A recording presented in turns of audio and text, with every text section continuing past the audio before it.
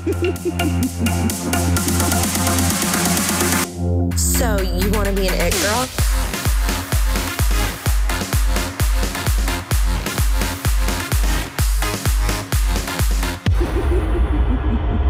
Hi, literally, that's how I'm going to start. What a day, guys. It's, honestly, things have been really fucking stressful really recently. I mean, I feel like a lot of people are going through this, though. It's just like there's a lot of moving parts in everyone's life. What dinged? See, I'm telling you, my life is chaotic. Okay, we're keeping all of this. Okay, if you can't tell, we decided to throw on a mic for Eric. Eric runs the camera. Hello. So this is our first time throwing in a little hot mic for him. Yeah, my life is a mess. These are the core moments that I was like, I have to start a podcast of confessions of a wannabe it girl. Cause yes, I would love to be really bougie and cool and have it together. And the truth is, maybe to a few people, I might look that way. But the truth is, I'm a hot mess all the time. I'm always spastic. Something's always going wrong. Someone's always calling me and tracking me off my day. So that's actually what this podcast is about. Just kidding. We actually wanted to talk about something so different. And this is actually why I wanted to throw the hot mic on Eric, was because we're both very passionate about this topic. I was going to give some hot tips for Vegas. Vegas, baby. We love Vegas. I have been to Vegas in the past 2 months 6 times. No, 6 times. Marley, what are you smoking? Evidently a lot. I've been to Vegas 3 times in the last 2 months. Started when I went for a music festival, came home, went back for my boyfriend's brother's wedding, and then I went back for a bachelorette. So I've had a real range of the trips recently. Girls trip, family trip, and the classic stereotype of the bachelorette in Vegas. I love Vegas. I've been going to Vegas since I was itsy bitsy, when it kind of had a different branding. Back in the early 2000s, Vegas actually had a family branding. I don't know if a lot of people know this. They were kind of trying to make it an all-inclusive place. So a lot of the hotels used to have arcades. There was emphasis on really cool swimming pools. That's why the Mirage has a wave pool. They were trying to make it a place for all ages. And then about, I think 2008 or 9, which is an ironically horrible time to rebrand because the economy crashed. But maybe that was why they were we have to make a change. They made a huge shift to become what it is now, which I think has the large range of, there was a huge push for luxury in Vegas around that time. So it became very much more the, bougie Sin City that you see, I would say, in the Bellagio area and the Aria. That's when all of that was happening. So fun fact there. And I can't give you more history than that. I know it's made by the mob. So there you go. Okay, let's get into those tips. So let's talk about how you're going to get to Vegas. I feel kind of stupid bringing this up because either you're obviously going to drive or you're going to fly. Nobody else can transport. So you're going to drive or you're going to fly. Maybe there's a train. I don't know. So here's my pros and cons to both. Yes, flying can be a little bit more expensive. And I actually think sometimes flying can take a little bit longer in through security, out through security, baggage claim, taxi, blah, blah, blah. And it can be a little more expensive. Maybe. My pro for flying is you're going to Vegas. The last thing you want to deal with is driving hungover on Sunday. And it's kind of just the you're paying for a little bit of the convenience, but it's a personal check. I prefer to fly. I like to get there. I don't check bags anymore.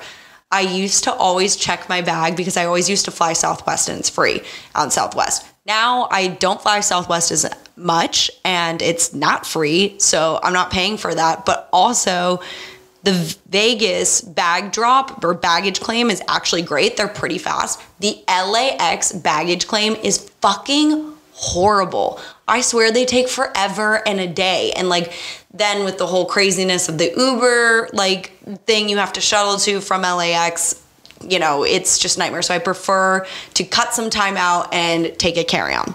So take a carry-on is my vibe. So I prefer to fly really because I'm already like in a, as we've discussed in this episode already, a spastic place 90% of my life. So I would prefer not to be dealing with something that is safety, which is a car, driving to a spastic, chaotic space for me, which would be Vegas.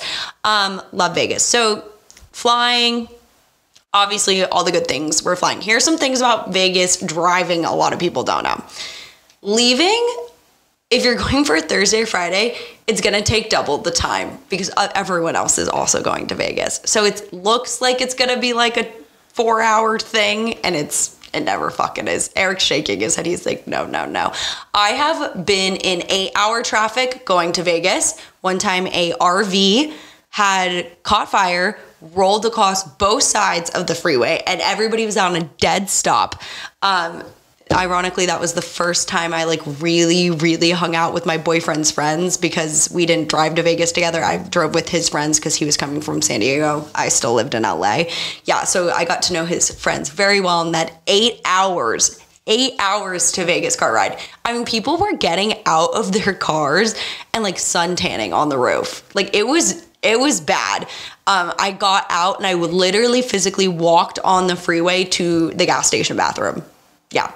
So shit like that seems to always happen when I went to Vegas. And when I went for the wedding recently, no fire, but like a huge accident occurred. And like, you know, it took us a really long time to get there. I don't think it was quite 8 hours, probably like 5, 6, but it was still like, we thought this would be quicker and it's not. So just like, I would say curb your expectations of driving there as like a quick little thing. It is maybe if you're leaving on a Monday, a Tuesday, or a Wednesday, but it's not for a Thursday, Friday, Saturday, Sunday. And I would also say for returning, if you don't leave Vegas by 9 a.m., not like you're getting out of your cute little hotel room and you're getting in the car at 9 a.m., like you are on the fucking road by 9 a.m. It's so long and like you've already had a really long weekend. So I'd probably, for me and my spastic energy that we're seeing cased very well here today, say we should just fly for safety, right? Fun fact, Eric, do you want to tell them about the thing you said to me? Yeah, I always think it's cool that there's only one road into Vegas, basically. From California. The southern part. Yeah. From LA. Whatever. From LA. Anyway. The only part of California that matters. I just like to think how, like, literally everybody has driven on that road. Like, your Frank Sinatra's to, like, every movie star, every music star. Everyone has driven. And it's like a 2-lane highway. Right. It's pretty freaking cool. Yeah, it's pretty late. Like, for years, too. Not for just, years, like, yeah. Oh, recently. Like, no. Like, this is going back in the day. Right. To, like, now. So it's like, oh... and I'm sure like Nick Jonas takes a private jet, but hypothetically. But before Nick Jonas was Nick Jonas, he drove to Vegas too, and so you are like on that equal field. I just always think about that. I mean, because it is a boring drive. It's a boring drive. It's like an open desert, but that's something that comes across my mind every time. I'm like, well, that's kind of cool. Oh my God, this is my dad tip for the drive. If you drive to Vegas in the summer, you should keep 2 gallons of water in the back of your car because cars overheat all the time. You could get stranded waiting for AAA or something. Like tires pop a lot on that because it's so hot. So he always says keep 2 gallons of water in your car just in case. I don't know. It's like a dad tip. I don't know. Whatever. So that's how you're going to get to Vegas. Oh, I've also heard if you want to go the bougie end, I haven't done it. I've heard great things about taking JSX to get to Vegas. It's like a semi-private airline. It is more expensive than obviously flying Spirit or Southwest, my 2 go-tos if I'm flying to Vegas. But it's like a private-ish airline. You like don't have to go through normal security. You just like show up and you like walk right on the plane, and there's like not that many other people on the planes. You can take your dog. They're like animal friendly, whatever. It's just like a more luxury experience, but it's not like having your own private jet. So haven't done it. Hope to one day. Okay, so let's talk about where to stay. Okay, I actually think where you stay can make or break your trip because you're going to lose a lot of money in cabs or Ubers to get there. So like if you know there's a certain place you want to go out to, I'd recommend staying in a hotel near it so that you're close to it, because it also then like you can just like pregame in your room and show up and you're like right there instead of having to like walk or, you know, whatever. I think picking the place you stay can really make you want to spend a lot of time in your hotel or never gone back. I have stayed I've never stayed in the Novo Hotel. I've never stayed in the Mandarin, or what's now the Waldorf. Sorry, it's not even the Mandarin anymore. But then I have also stayed in Circus. So I have had the full Vegas experience. I think the first time I ever stayed in Vegas alone, I stayed in Circus. I don't think they've cleaned that building since they like bought it. It's disgusting. It smells like sweat, candy, and McDonald's. And just if you're curious about the safety factors of the room, Circus doesn't have a double bolt on their doors. They only have one lock. You have one lock, and it's like the one you flip on the thing. There's no like lock up there. At least there wasn't in 2014, which is when I stayed there. I stayed there because I was 18, and it was the only hotel that would let you check in at 18. So yeah, so I stayed there. So yeah, Circus is definitely the older hotel that's like on the strip that I think maybe at some point was nice. My dad swears it was never like a great place. He also hates clowns though, so it's just not for him. It does have an amusement park in it. Didn't see the amusement park last time I went. But also Circus happens to be on like a pretty far end of the strip past Fashion Mall. So like if you're staying over there and then you need to get all the way to like Encore Beach Club, which is like super fucking popular, it's a really far cab, and you just would rather be closer. So, okay, where to stay? Now that I've told you the one place I would just not stay. I'm sure there are other places that are like not as great. Like there is a huge range. Where to stay is, I really like the Aria. I can't fucking lie. I think the Aria is super nice. The casino's not super smoky. However, like it kind of is more expensive, so I don't stay there every time. It was great in COVID. They'd really knocked their prices down, so I got like a great room for me and my boyfriend one night. I went with a friend, just the two of us, and like it was like, oh, this is kind of like, could we make this normal Vegas? And then of course like it became way less COVID safe in Vegas, and now they're really expensive. But the Aria is my favorite. It's also right next to the Bellagio, which I stayed at a lot with my parents growing up. The Bellagio is great. I do think it's like, maybe I just think it's old because I stayed there with my parents. But it's like not a newer hotel to Vegas. It's not old, but it's not newer. Aria is newer. But these hotels are somewhat central, like in the strip. So like you can go either direction, but a lot of the main clubs and stuff are near there. Also, note for this podcast, I don't fucking gamble. I don't like it. I'm Jewish. I don't like to lose money. And my mom's going to be so mad about that joke. I don't like to lose money. It really stresses me out. I also get anxiety, and I think like the pressure of like watching people watch you lose money and like not knowing what I'm doing would probably actually send me into tears. So if you're looking for gambling advice, look somewhere else. We don't got it here. So I'm really talking about the distance to like where you want to go party.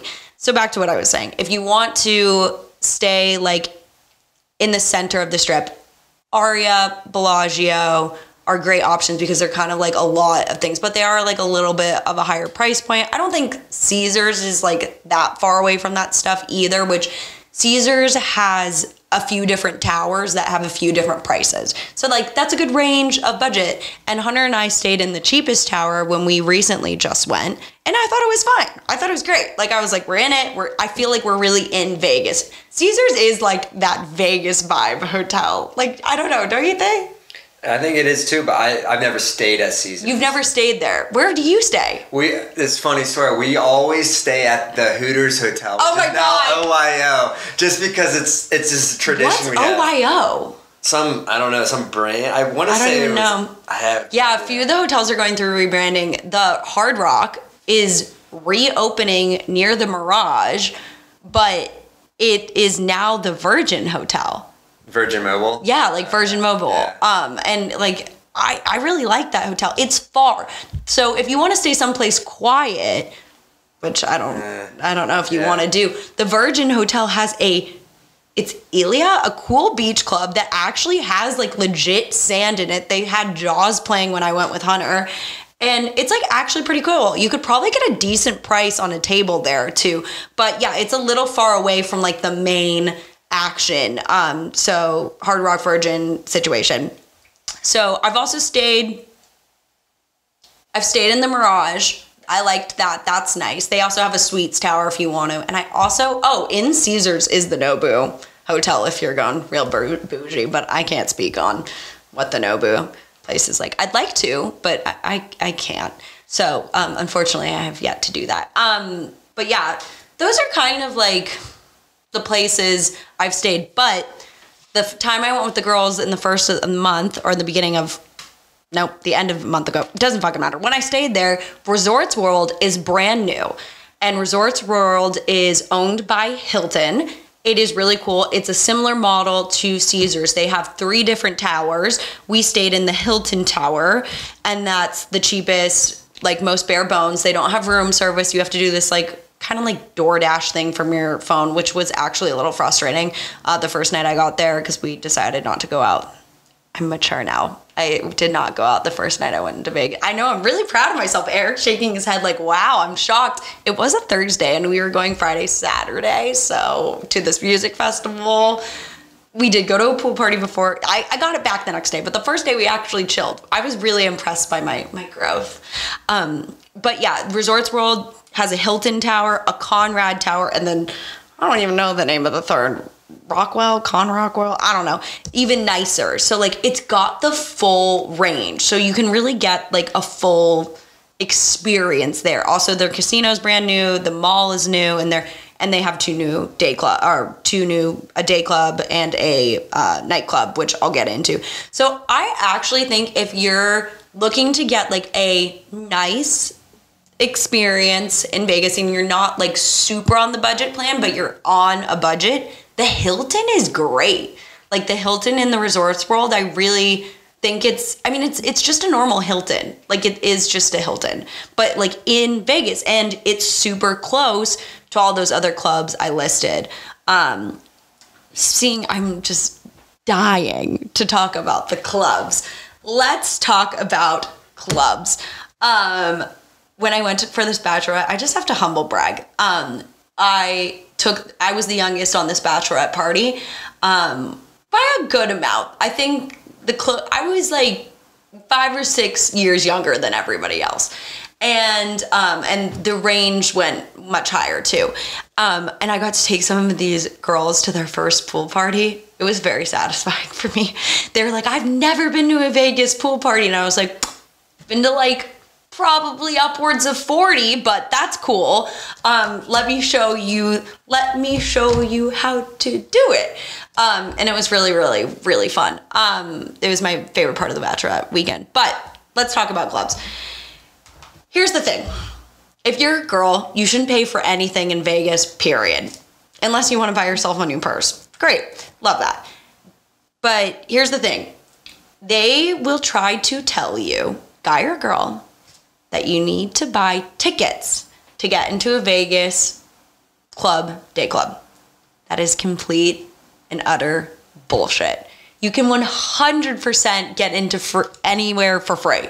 They're just rules. So here's what I'm going to tell you what to do, and then I'll tell you how to find these people. You need to find a promoter. You can find promoters. Now it's super easy. You can just literally type in Vegas promoter on social media, TikTok or Instagram, and they will come up. Now, there's kind of 2 different pools of promoters. There are promoters who work for a certain group, like Tao Group, or, work for Win. So, like, they can only hook you up at those certain places that they're attached to. Then there's, like, these other, and I have no idea how these people make money, other kind of like freelance-y promoters that can get you into all of them. Now, those people sometimes will try to scam you out of a little bit of money. They'll say like, oh, it'll be $40 for your whole group or whatever. I've paid the promoter that can do it all for me to get me in a few places, and I only had to talk to one promoter. So for me, for 3 girls, it was worth the $40. I was like really stressed out at the time. But like if you save the $40 and like just find different promoters at each different like group thing. So yeah, that's how those are the 2 types of promoters. There's the ones that are attached to the hotel or the group that is associated with that club. And then there's the ones that kind of like freelance it. And another thing that a lot of people don't know about is this app called Discotheque. I've had Discotheque since like it literally had like, I think Encore Beach Club and XS listed as the Vegas app, and that was it. I use it in LA, I use it whatever. It's great to check who's playing where. A lot of places it has an option to add to guest list. That's the thing. All these promoters can get you guest listed. So guest listed, hold on, my cat is scratching. Let her in. I'm telling you, chaos today. Like I was saying, so you're gonna get guest listed by reaching out to these promoters. Guest listed means you'll get in for free. There's usually rules, like you have to arrive by XYZ time. It's usually probably earlier than you'd like to be there, but you get in for free. Occasionally, especially pool parties or clubs that aren't doing too well, if you get there before a certain time, girls drink for free, or you get 2 like drink coupons, but you have to abide by the rules. And sometimes people don't want to play by the rules, and then you're going to get upcharged and have to pay for a ticket. And if you just know that's going to happen, I mean, I would still don't pay for a ticket. Don't pay. You're going to have maybe pay for a ticket online. They're going to be cheaper than at the door, because at the door it's going to go up double if you haven't had any plans. So like if that's really the vibe for you, you really don't want to heed by the rules of the promoter and make it to guest list, or like, you know, you just don't want to then get a ticket, because the door will be double. But I highly recommend guest list. Here's one caveat with guest list. Sometimes they give guys not free entry. Each club depends, and I think it depends on how good the night is. The guest list will probably still be discounted if it's just a group of guys. But the best thing to do is if you're a group of guys. So say you're 4 guys going to Vegas, you texted a promoter and you got guest listed, whatever, and he's probably going to say, oh, probably be XYZ at the door. Go find 4 girls running around the lobby trying to get in there too, and say, hey, I've got guest list. You'll get in for free, and we'll get in for free if we all go together. So you have to have even ratio. If you're a really good bullshitter, I've had like maybe 1 more guy than girl, and I've been able to just like finesse it and be like we're so close, like it doesn't matter. But usually like I'm bringing in like a group of like 8 if that's the case, and so it will be like 5 guys and 4 girls, and like it might not work, but you can finesse it. So that's how you get in for free. Guest list, even ratio, guy girl. Find the promoters on social media, and there's a couple different groups, so I'm just gonna read them to you so you have it. Okay. So Tao Group has Hakkasan, which is in the MGM. Omnia is in the Caesars. Marquee is in the Cosmo. And Wet Republic is the day club in MGM. There's a few that I'm not going to mention, like Dre's. I think is just owned by the hotel and whatever. And then Zoka Group, I don't know if I'm fucking saying that right, is in Resorts World, and they have AU or AYU, and that's a day club in Resorts World. And then Zuko, which is also the name of the group, it's ZOUK in Resorts World. And then XS and Encore are owned by, I just think, the Wynn properties. I don't know who manages them, but they are in, obviously, Encore Beach Club is in Encore, and XS is in the Wynn. So those are the places. My favorites, if you're asking, I used to really love Encore Beach Club. I think it's the biggest, the most like youthful, whatever. It is really large, and now I kind of don't like it as much as I used to. I was pretty into AYU or AU at the Resorts World. I feel like it's like a little bit of a smaller Encore, but it's not huge. I do have to say though, like Dre's, I've only been there once, but it's like up high on the top of the Cosmopolitan. Like the pool overlooks Vegas. It is small, but like you could be anywhere in that place, and like it was pretty cool. So Dre's has like a secret little pull for me, but everybody always wants to go to Encore. And there's a brand new one or brand new reopening, which is Tao Beach. And that is brand new. And I couldn't even tell you what hotel it's in. I haven't been there. So I think we covered pools and day clubs. Yeah. Very good. Okay. So after a while, you've been to Vegas a couple times, you kind of might need to like shake it up and try a few new things. So here are recs of the things I like to do in Vegas. I love attending a music festival in Vegas. Even though the rave community just came for me on TikTok because of my Coachella episode, I've actually gone to EDC 3 times and I've worked it once. So EDC is a great thing to go to in Vegas. It will kind of eat up your whole weekend because it's a 3-day festival. So like, you either have to do the clubs or you have to do EDC, or you have to decide first day I'm not going to EDC, second day I'm going to clubs, whatever. So that can eat up your whole day. I've gone to one day of Life is Beautiful. I kind of did the combo package there. I did one day beach clubs and nightclubs and one day festival. And that was like a good mix for me. And then I recently just went to a music festival that was held at the Meow Wolf, oh my God, Area 15. So Area 15 is like a really cool thing to do there. It is like made by Meow Wolf, who is like this artist collaborative, and they have like all these really futuristic things to do. They have this like, it's kind of like a Walmart, but it's like re-themed to be like futuristic and like kind of punny. And then they have these like great art exhibits in there. A really cool room in the back where you can order like, it's like a sports bar, but like there's projections on all the screens of the games. Yeah, so like if you're trying to fill your day with not a day club or like, get your night started somewhere, I highly, highly recommend. Oh my God, it's not Area 15, it's Area 51. Area 15 is the place where people actually think aliens are or whatever. Yeah. What's in Area 51 is one where they... Oh, okay, so it's Area 15, whatever. So, but it's really, really cool. I could spend all day there. Like, I do really love it there. So that's something I would recommend doing if you need to fill out your Vegas time with not a day club or night club or gambling, which, once again, I don't fucking gamble. And then another fan favorite is the Taco Bell Cantina. Everyone loves the Taco Bell Cantina. Who doesn't like Taco Bell? It's just good, clean fun. It is just good, clean fun.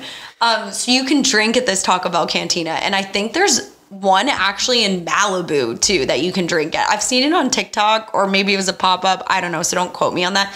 But it's great. You could actually get married at that Taco Bell Cantina. I think that's funny as fuck. You can have your wedding reception upstairs. So funny. So yeah, you can get all the classic like Taco Bell drinks, but add in alcohol. They also serve beer, and then they have these screens where you order your Taco Bell, and I swear there's so many more like additions you can add, like sauces you've never heard of, and yeah, it's great. So I love to get a Crunchwrap Supreme, which I alter the shit out of because I don't eat meat, and I also try not to eat dairy, so I just added all those crazy sauces and jalapenos and beans and make my own Crunchwrap Supreme, and love to sit outside and people watch. It's great. Everyone loves the Cabo. I hate today. The Taco Bell Cantina. We'll do an episode on Cabo Cantina. No, there's not enough content for that. What am I kidding? All right. So at this point in your vacation in Vegas, you're probably pretty fucking hungover. And if there's one thing I fucking hate, I hate a hangover. I've always hated a hangover. It's not... who likes a hangover? What the fuck am I saying? But I think I started getting bad hangovers like younger than most. So there's the boring option, which is just to drink less. Okay, we'll leave that one there. And then here's a few things I have picked up that I think have like really helped me. When I check in, especially if it's like a crazy drinking event, you know, and like I'm not there for something else, whatever, I will order groceries from Amazon Prime and get them delivered to the room. And I always get 2 cases of water. Alkaline water does help with hangovers. I know it's more expensive. A lot of people think it's bullshit. I think it fucking helps. So get yourself some big bottles of alkaline water, or there's a CVS and a Walgreens also on the strip. Walk and go get them if you don't want to do Amazon delivery. Also get a few snacks, you know, some bagels, some chips, you know, just for the room, whatever. Obviously, Pedialyte, if you don't know that one by now, I don't know what rock you're sleeping under, but obviously a Pedialyte is good to chase with, good to hang over with. Here are my ones that are a little Marley-ish. This one's not as Marley-ish. There's these great pills. They're called No Days Wasted. You take them around your second or third drink. And I don't know, I've been taking them a lot these past 2 months, and I've found they really help to curb a hangover. I would say if you are wasted, I would take 2 packs, take one around third or fourth drink, and then whenever you can fucking remember before you stop drinking, I would take another pack of them. Also, I do think that they might make you not as drunk as you're gonna be. So another option is to there's 2 pills in each pack, only take one early and then take the other one later. I don't know. Some people believe it doesn't work. I think it works. We were splitting the pills like that, and it really helped. My other one, and people have a lot of fucking feelings about charcoal, but I have always liked charcoal. If you don't know, activated charcoal absorbs twice its like mass. So it will absorb alcohol in your body. They actually give it to people with alcohol poisoning. I also sometimes if I just have a stomach ache, I will also take charcoal. I talked about this in a TikTok too for Coachella. But yeah, when I get home, I take 2 charcoals just to curb anything I'm feeling from the alcohol. And then this was told to me by a plastic surgeon. So the other one he told me to take, and he told me to take it when I get home, and I haven't been as good with it, is NAC. I think it's because it helps with the swelling. I'll do an episode on this one day, but I did kind of have a nose job during COVID, and I was supposed to take it every day to help reduce swelling. And he told me if you've been drinking, it's also a great thing to take. And I didn't really ask why, and I should have. So take an NAC to reduce inflammation in the body, because that's why I'm assuming he told me to take it with the nose job. I don't fucking know. So those are my things. But the best thing is to consistently chug that alkaline water bottle, whenever you can. Also, ask for a cup of water whenever you can. Because I like to enjoy all of Vegas. So I will get water literally whenever I can. Also, the idea of just having a hand on a cup all the time, I think really gives people some zhuzh in the situation. So even if it's a water cup, you're holding a glass. Eric agrees. It gives you a vibe if you hold a glass. Right. It does. Okay. Right. So that's my little hangover cure. Oh, Vegas does a great job of making sure the rooms are really black. But I think something everybody should have in a travel kit is one of those eye masks, because you want to sleep as much as you can when you can in Vegas. And maybe your friend's dicking around on their phone and you're like, I'm trying to sleep more. Or just someone's in the bathroom or people are coming in and out. So an eye mask I think is great to maximize as much sleep as you can. Wow, I actually talked for 33 minutes about fucking Vegas. This might be one of my longest solo podcast episodes, and the irony is, guys, I did not prepare it for this at all. I literally wrote out these notes as I was barely putting on makeup before we decided to film, because like I have said, this girl has been stressed. I have been fucking chaotic. Do you have any closing thoughts on Vegas, Eric, seeing this is your first time using a hot mic? No, I think you've done a pretty good job. Aww. It looks like you could go even longer. I can't think of anything else at the moment, but I probably could go longer. I fucking love Vegas. Also, truth is, Vegas is a great time. You just got to be open to possibilities. Stumble into the random bar that you think it's going to be boring or whatever. I've heard so many crazy stories about you know, people just like camping out in the high roller room just to like see what happens. Also, I don't gamble, but I do know this, that if you're gambling, you drink for free. So if one of your friends is going to gamble and you want to drink for free, hang out with them because you get to drink for free too, or at least I do. Yeah, like when Hunter's gambling, they will like always ask me for a drink too, because I think if I want to stay there, then Hunter gets to stay there and spend money. That makes sense. Yeah, it makes sense. But one time I went in COVID with just a friend, and when we tried to play slots, I'm so sorry if you play slots, but it is the dumbest shit I've ever seen in my entire life. Like, I want a fucking arcade. Like, I'm great at that fucking stacker game. Why can't I place money on that? And like, instead of just pushing stupid ass buttons in a slot machine, I don't fucking get it. I really fucking don't get it. So sorry if you play slots. It's really fucking stupid. I think I'm gonna wrap it out. Yeah. All right, guys. Thank you so much for listening. I hope you enjoyed my rapid fire stuff about Vegas. I don't even know what I'm saying anymore. Go to bed, Marley. Okay, bye guys. We'll see you next Tuesday.